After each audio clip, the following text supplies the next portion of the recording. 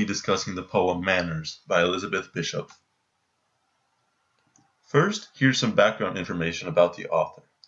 She was an American poet and short story writer and was born in Worcester, Massachusetts.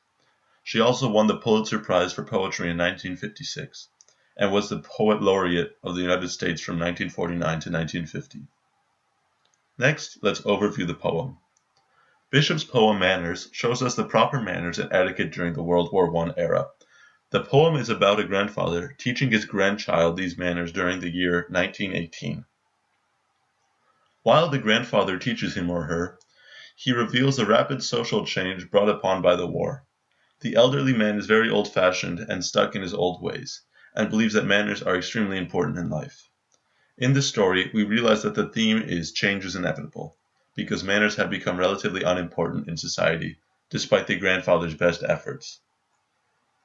The full poem reads as follows. My grandfather said to me, as we sat on the wagon seat, "Be sure to remember to always speak to everyone you meet." We met a stranger on foot. My grandfather's whip tapped his hat. "Good day, sir, good day, a fine day." And I said it, and bowed where I sat. Then we overtook a boy we knew, with his big pet crow on his shoulder.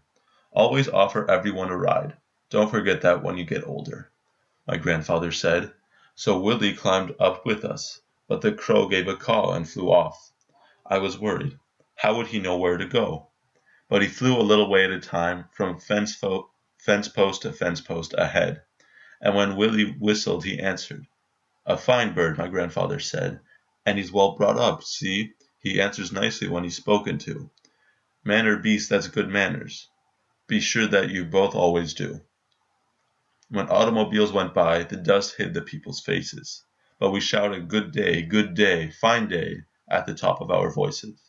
When we came to Hustler Hill, he said that the mare was tired. So we all got down and walked, as our good manners required.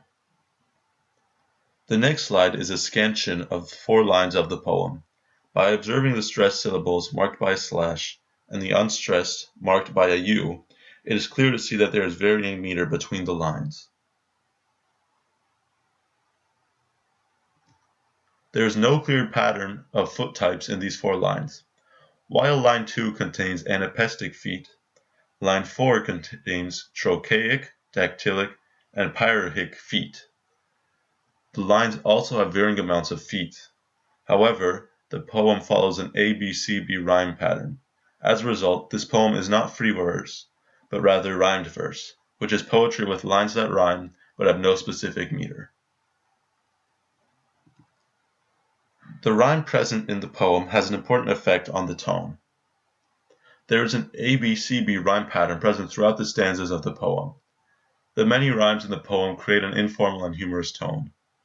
The simple diction of the child speaker also creates a nostalgic tone by reflecting on the past.